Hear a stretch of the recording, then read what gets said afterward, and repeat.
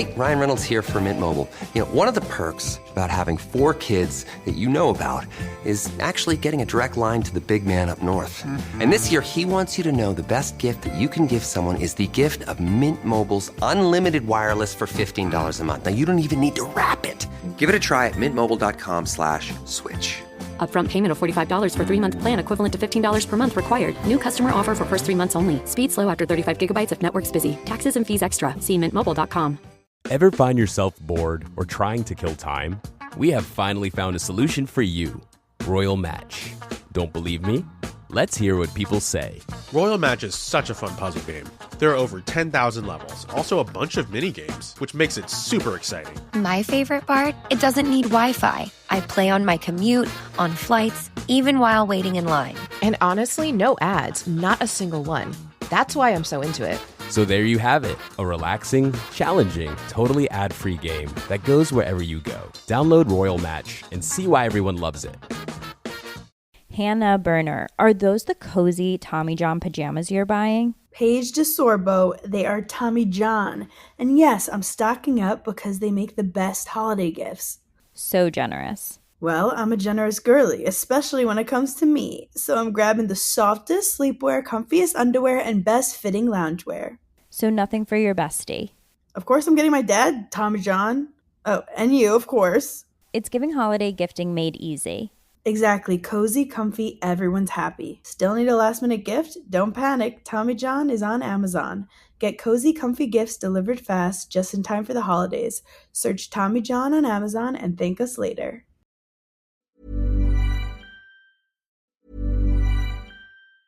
Big news! Boost Mobile is now sending experts nationwide to deliver and set up customers' new phones at home or work. Wait, we're going on tour? Not a tour. We're delivering and setting up customers' phones so it's easier to upgrade. Let's get in the tour bus and hit the road. No, not a tour bus. It's a regular car we use to deliver and set up customers' phones at home or work. Are you a groupie on this tour? We deliver and set up phones. It's not a tour. Oh, you're definitely a groupie. Introducing Store to Door. Switch and get a new device with expert setup and delivery wherever you're at. Delivery available for select devices purchased at boostmobile.com. Hannah Burner, are those the cozy Tommy John pajamas you're buying? Paige DeSorbo, they are Tommy John. And yes, I'm stocking up because they make the best holiday gifts.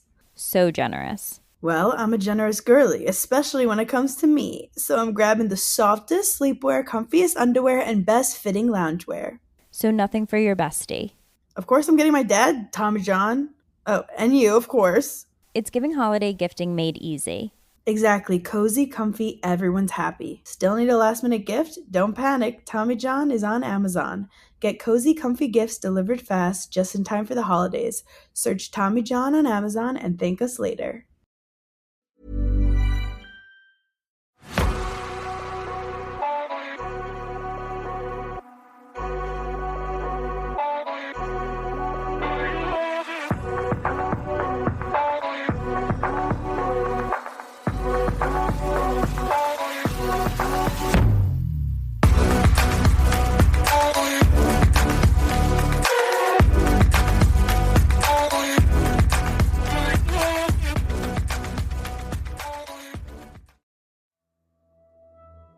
Hello, I'm Sarah and welcome to the Whispering Woods After Dark.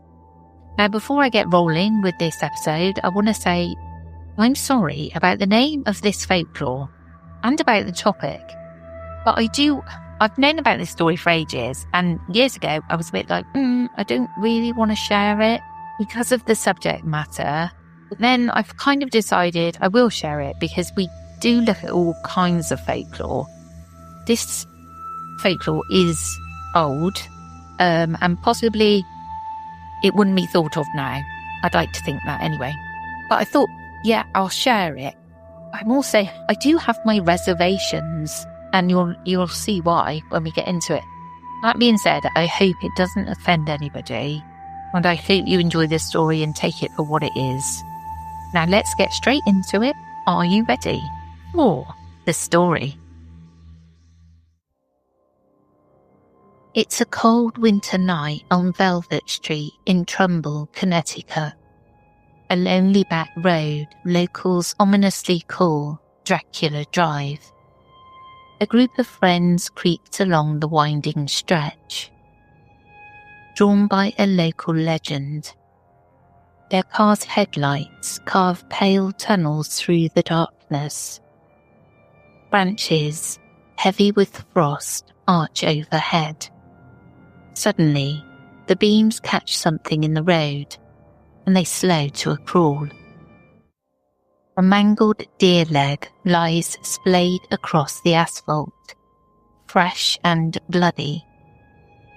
In any other place, they might blame a passing truck or hungry coyotes.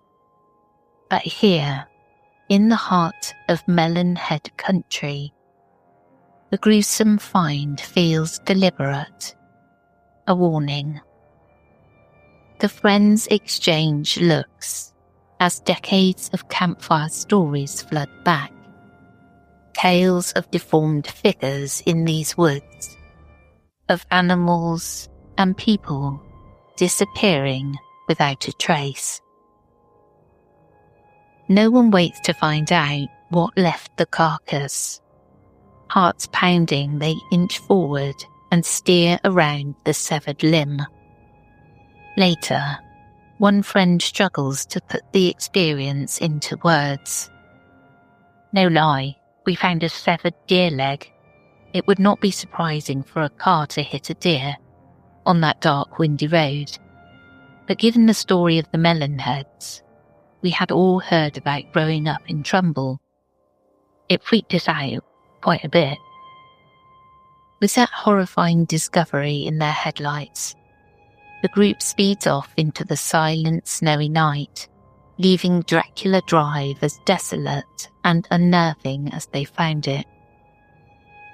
Legends of the Melon Heads have haunted rural back roads across parts of America's northern winter belt for generations. These mysterious beings are usually described as small humanoid figures with childlike stature but grotesquely oversized, bulbous heads. They are often hairless, with pallid skin and misshapen limbs, sometimes even said to have jagged teeth and glowing eyes. According to folklore, melon heads lurk in the woods and backcountry, rarely seen except as silhouettes or pairs of eyes peering from the brush. Those lucky or unlucky enough to glimpse one describe a horrific sight.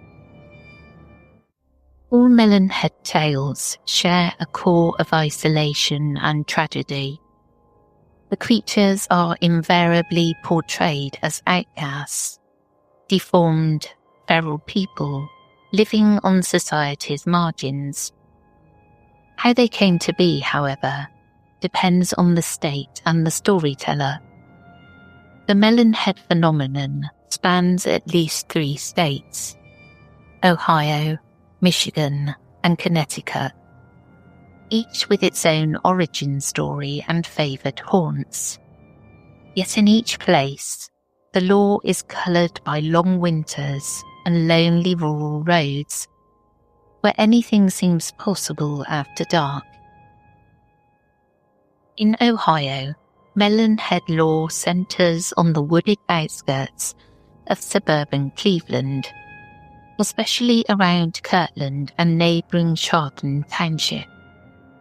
The legend here points to a shadowy figure from the mid-20th century, a man known only as Dr. Crow. According to local lore, Crow was a doctor, sometimes described as a deranged surgeon or rogue scientist, who took in a group of orphaned or abandoned children afflicted with hydrocephalus, a condition that causes fluid on the brain and an enlarged skull. Hidden away in a ramshackle facility deep in the woods off Wisner Road, these children endured cruel experiments at Crow's hands, treatments that only worsened their deformities.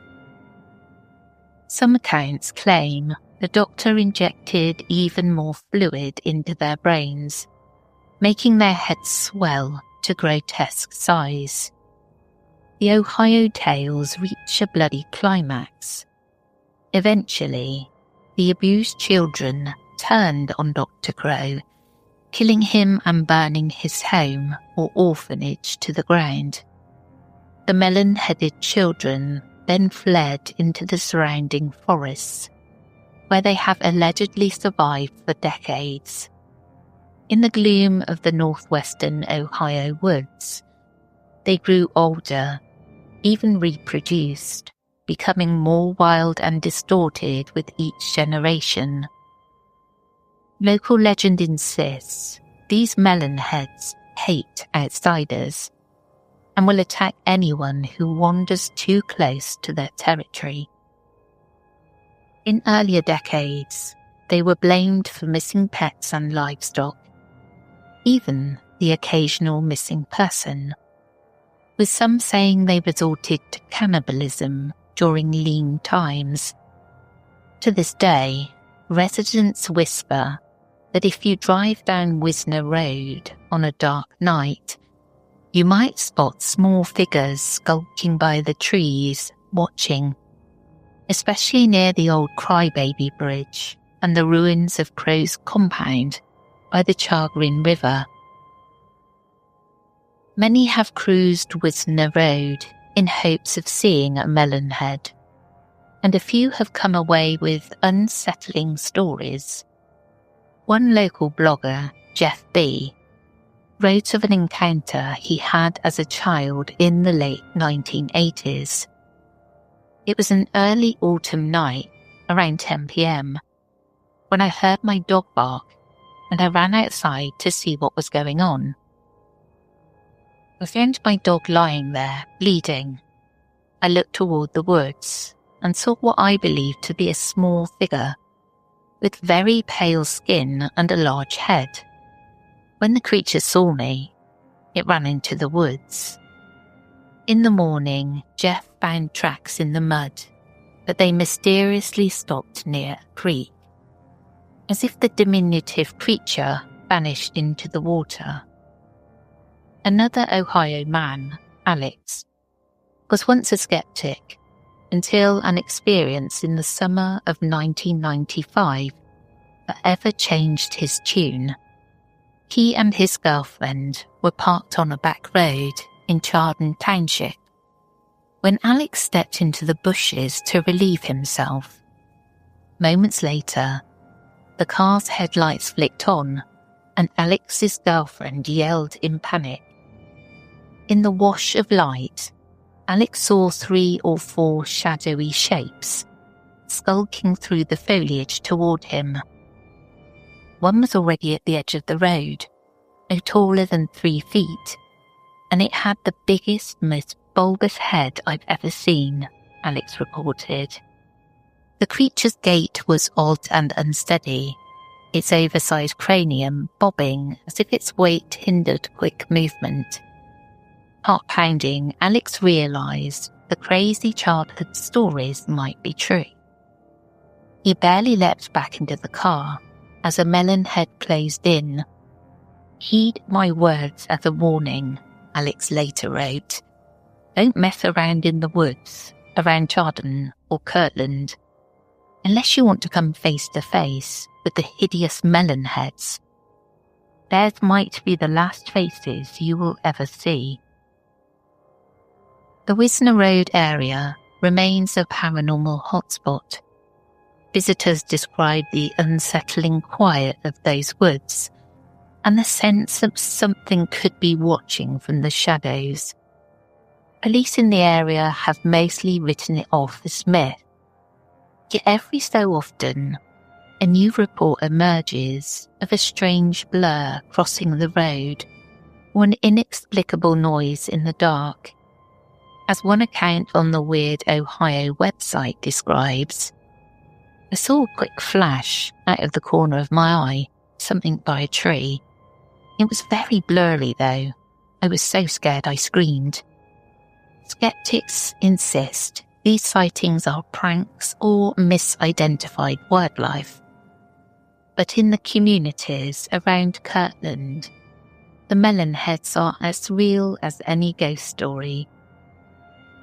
Hundreds of miles to the west, another strain of the Melon Head legend has taken root in the forests of Michigan, particularly around Allegan County near the shoreline of Lake Michigan. Here the stories often center on the vicinity of the Felt Mansion, a grand 1920s estate that later served variously as a seminary, a correctional facility, and a police post. Local folklore states that an old insane asylum once stood in these woods, and that it was home to a group of hydrocephalic children. In one telling, the asylum, sometimes called the Junction Insane Asylum, was shut down in the mid-20th century, and the afflicted children, with nowhere else to go, were simply released into the surrounding forests. In another version, much like Ohio's story, a sadistic doctor at the facility abused the children until they revolted, killing him and cutting his body into pieces, which they hid throughout the mansion before fleeing into an elaborate system of underground tunnels in the woods. Officially, historians note that no asylum ever operated near the Felt Mansion. The Allegan County Historical Society has firmly stated this is a myth. The mansion did exist and even became a minimum security prison for a time, but there's no record of murderous mutant children. Still, the West Michigan Melon Heads have become a fixture of local lore. Generations of teenagers have spoken about wobbleheads in the woods, a nickname one local official recalled from his youth. Hikers in the adjacent dunes and wooded trails report an eerie feeling of being watched. Older residents claim that back in the 1950s, it wasn't uncommon to spot strange glowing eyes between the trees while driving at night. Some Michigan storytellers say the Melon Heads live in an underground series of tunnels, only emerging under cover of darkness to ambush travelers or hunt for animals. There are stories of parked cars suddenly rocked by unseen hands, of menacing figures chasing people out of remote campgrounds, and of disappearances blamed on the Melon Head's supposed taste for human flesh. Some versions of the Michigan legend are especially gruesome, suggesting the feral children devoured their captor and turned to cannibalism to survive their wilderness exile. As fantastic as it sounds, this element of cannibalism recurs across Melon Head legends. It taps into an underlying theme, the idea that these creatures, once human, have been driven to primal extremes by years of hunger, isolation, and inbreeding. A more grounded explanation has also circulated in Michigan that Melon Heads were nothing more than a cruel nickname local kids gave to the awkward, bookish students of the Felt Mansion's bygone boarding school.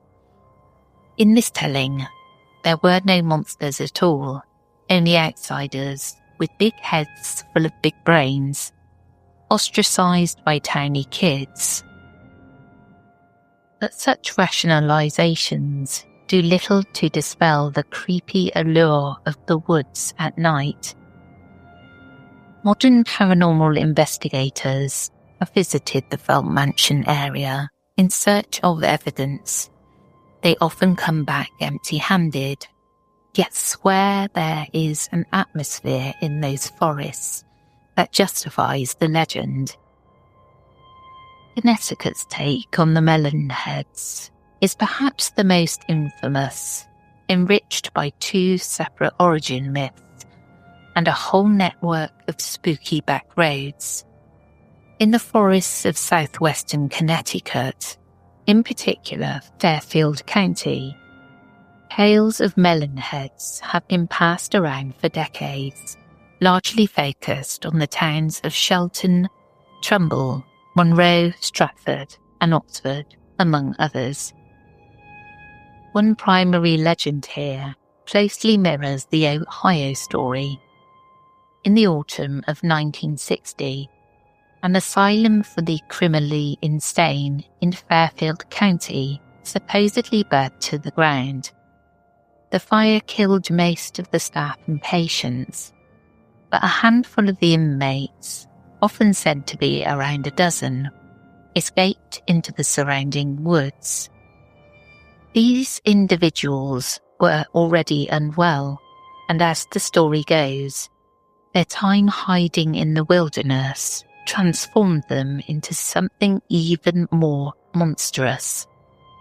Lacking food and shelter, they endured by resorting to cannibalism in order to survive the harsh New England winters, which in turn warped their bodies and minds.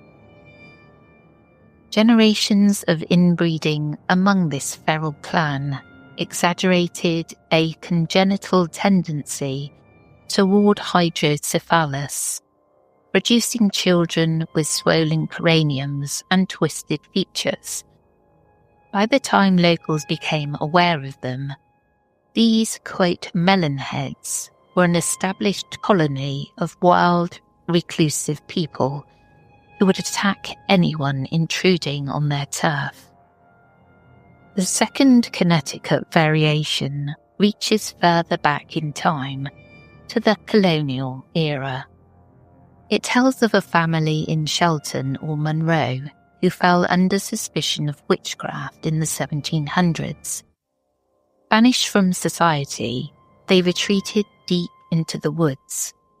Isolated from the outside world, the family supposedly intermarried and gradually degenerated, physically and mentally, becoming the prototypical melon heads, inbred, pale, large-domed and fierce.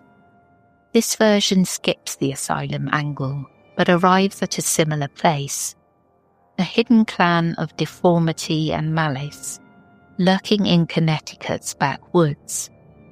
In both versions, the melon heads are said to prey on anyone who wanders into their territory, be it out of hunger, madness, or simple bloodlust. What makes the Connecticut melon heads legend especially tenacious is the geography of the region. Many of the communities in Fairfield and New Haven counties have pockets of dense forest and lonely rural lanes. Even amidst suburban development, locals have identified particular roads as the melon heads domain. So much so that almost every town seems to have its own melon head road. These are often secluded, narrow, unpaved roads cutting through the woods. In fact, locals nicknamed one such route Dracula Drive, a moniker that has been mistakenly applied to several places. In Trumbull and Monroe, Velvet Street earned the Dracula Drive nickname. In Shelton, the notorious stretch is Sawmill City Road. Milford had Zion Hill Road, and other towns have their own candidates. Driving down those roads after dark has become a rite of passage for adventurous teens, and the setting for many alleged melonhead encounters. The Velvet Street incident from the opening of this episode is just one example of the experiences people have reported. In that case, a group of youths stumbled on what many believe was bait left by the melonheads, the butchered remains of a deer. possibly to scare travellers or cause a crash. Some Connecticut locals say the Melon heads place dead deer in the road or throw objects at cars from cover of trees. Drivers have recounted stones thudding against their hood or glimpsing a quick humanoid shape dashing across the road in their rearview mirror.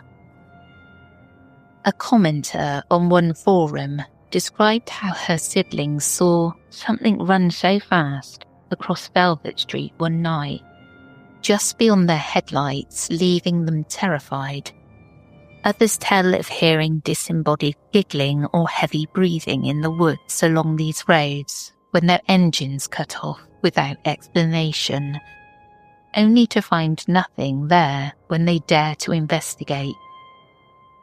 One particularly creepy spot is near Meansbrook Reservoir along Sawmill City Road in Shelton. It's said that if you park by the water at night, you might catch sight of small hunched figures with oversized heads drinking from the reservoir's edge. Hikers in those woods sometimes report the feeling of being stalked. And of course, there are the classic face-to-face terror tales. Children playing in the forest who suddenly come upon a melon head crouched behind a rock, staring at them with a twisted grin. One modern retelling claims a group of kids in Fairfield County actually made direct eye contact with a melon head, locking gazes with a gaunt, big-headed figure before it melted back into the forest. From Ohio's misty back roads to Michigan's dune forests and Connecticut's shadowy lanes, the legend of the melon heads endures as a strange and unsettling piece of American folklore. It's a tale that thrives in the winter of our imagination, in the crunch of dead leaves or the crackle of ice-laden branches, just out of sight on a lonely road. Hey, Ryan Reynolds here for Mint Mobile. One of the perks about having 4 kids that you know about is actually getting a direct line to the big man up north. And this year, he wants you to know the best gift that you can give someone is the gift of Mint Mobile's unlimited wireless for $15 a month. Now, you don't even need to wrap it. Give it a try at mintmobile.com/switch. Upfront payment of $45 for 3-month plan equivalent to $15 per month required. New customer offer for first 3 months only. Speed slow after 35 gigabytes if network's busy. Taxes and fees extra. See mintmobile.com. Hannah Burner, are those the cozy Tommy John pajamas you're buying? Paige DeSorbo, they are Tommy John. And yes, I'm stocking up because they make the best holiday gifts. So generous. Well, I'm a generous girly, especially when it comes to me. So I'm grabbing the softest sleepwear, comfiest underwear, and best fitting loungewear. So nothing for your bestie? Of course I'm getting my dad, Tommy John. Oh, and you, of course. It's giving holiday gifting made easy. Exactly. Cozy, comfy, everyone's happy. Still need a last-minute gift? Don't panic. Tommy John is on Amazon. Get cozy, comfy gifts delivered fast, just in time for the holidays. Search Tommy John on Amazon and thank us later.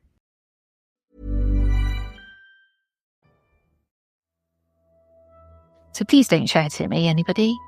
I didn't make this up. I didn't name them. What it does remind me of is Wrong Turn, those movies that have always made me feel really uncomfortable. But like I said, I've known about this folklore for years. I was reluctant to share it because I've attempted before and then just kind of backed right away from it. But I'm taking on the stance that I didn't make this up. And we share everything, really, on this podcast. So I'm not going to not share it because of what the subject matter is about. But I do like to think that we've all moved on a bit. And I'll leave it there. That's the end of the episode. I hope you enjoyed, and we will catch you again tomorrow. Take care, everyone.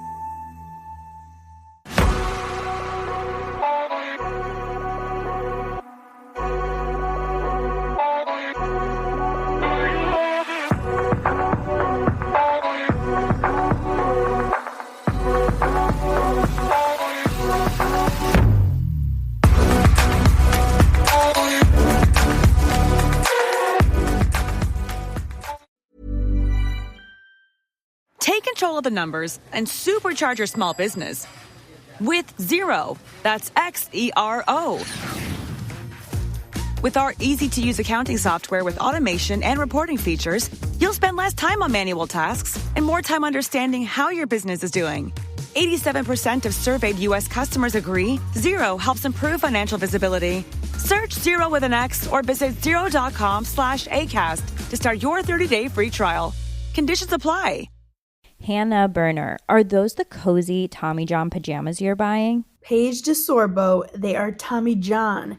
And yes, I'm stocking up because they make the best holiday gifts. So generous. Well, I'm a generous girly, especially when it comes to me. So I'm grabbing the softest sleepwear, comfiest underwear, and best fitting loungewear. So nothing for your bestie. Of course, I'm getting my dad, Tommy John. Oh, and you, of course. It's giving holiday gifting made easy. Exactly. Cozy, comfy, everyone's happy. Still need a last minute gift? Don't panic. Tommy John is on Amazon. Get cozy, comfy gifts delivered fast just in time for the holidays. Search Tommy John on Amazon and thank us later. Did you know you can opt out of winter? With Vrbo, save up to $1,500 for booking a month-long stay. When thousands of sunny homes are waiting for you, why subject yourself to the cold? Put the snow shovel down. Put the parka back in the closet, and don't you dare scrape another windshield. Slip into some flip-flops, consider a sunless tan, and use the monthly stays filter to save up to $1,500. Book your warm getaway at Vrbo.com.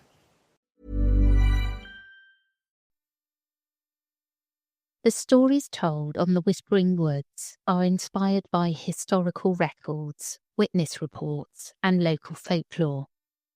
While every effort is made to research and represent events accurately, some details, names, and locations may differ from official accounts or have been changed out of respect for those involved. These episodes are created for storytelling and entertainment purposes and should not be considered definitive fact or investigative journalism.